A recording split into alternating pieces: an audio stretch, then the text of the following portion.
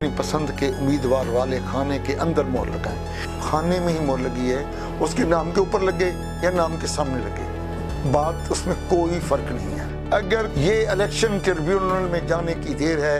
अस्सलाम वालेकुम नाजरीन, आज बड़ी हाहाकार मची हुई है कि संजरानी जीत गया और गिलानी हार गया। किस वजह से हारा? कि जी उनके साथ वोट मुस्तरद हुए। मुस्तरद क्यों हुए? कहा यह जा रहा है कि सैयद यूसुफ रज़ा गिलानी के नाम के आगे जो खाना है उसमें मोहर नहीं लगी, बल्कि नाम के ऊपर लगी है। आपको मैं उनके रूल्स एंड रेगुलेशन का ये पेपर दिखा रहा हूँ, आप खुद भी देखिए कि इलेक्शन कमीशन ने क्या कहा। उन्होंने लिखा है कि बेल्ट पेपर पर मोहर लगाने का तरीका। नंबर 1, बेल्ट पेपर पर उम्मीदवारों के नाम दर्ज हैं। बेल्ट पेपर पर अपनी पसंद के उम्मीदवार वाले खाने के अंदर मोहर लगाएं। ये जितने भी वोट रिजेक्ट किए गए हैं वो ऐसे ही हैं जैसे हम आपको दिखा रहे हैं कि सैयद यूसुफ रज़ा गिलानी के खाने में ही मोहर लगी है, उसके नाम के ऊपर लगे या नाम के सामने लगे, बात उसमें कोई फ़र्क नहीं है। नंबर 2, बेल्ट पेपर को तय करते वक्त इस बात का ख्याल रखिए कि मोहर का निशान किसी भी तरह दूसरे उम्मीदवार के खाने में या दूसरी जगह पर ना लगे। कोई एक वोट भी ऐसा मुस्तरद नहीं किया गया जो दूसरी जगह पर लगा हो, वो सब इसी तरह लगे हुए हैं जिस तरह हम आपको दिखा रहे हैं कि सैयद यूसुफ रज़ा गिलानी के नाम के ऊपर। नंबर 3, बेल्ट पेपर की किसी भी तरीके से तस्वीर लेना या किसी को दिखाना मना है। नंबर 4, बेल्ट पेपर को तय करते वक्त उसके बाद का ख्याल रखिए कि बेल्ट पेपर की पुष्ट पर लगा हुआ सरकारी मोहर का निशान दिखाई दे सके।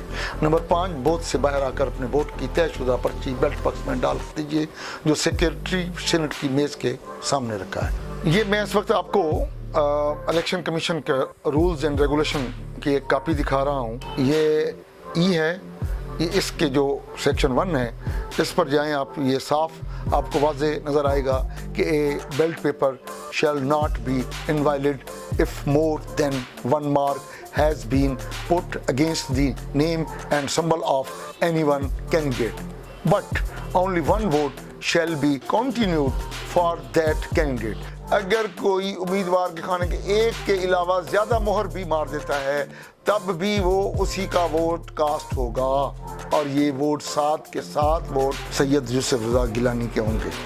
अब आप ये देख लें, खाने के अंदर मोहर लगी हुई है, उसके नाम के ऊपर लगी हुई है, नाम के सामने लगी हुई है, नाम के खाने से बाहर किसी की भी मोहर नहीं लगी हुई। मगर जो इस वक्त प्रेजेंटिंग ऑफिसर बने हुए थे सैयद मुज़फ़्फ़र अली शाह साहब, ये ग्रैंड डेमोक्रेटिक अलायंस जो सिंध में पीपल्स पार्टी के ख़िलाफ़ बनाया गया था, ये उनका हिस्सा है। ये जो हाहाकार मची हुई है कि संजरानी जीत गया गिलानी हार गया, ये इलेक्शन ट्रिब्यूनल में जाने की देर है। इलेक्शन ट्रिब्यूनल ने इन 7 वोटों को मंजूर कर लेना है। ये 7 के 7 वोट कबूल हो जाएंगे।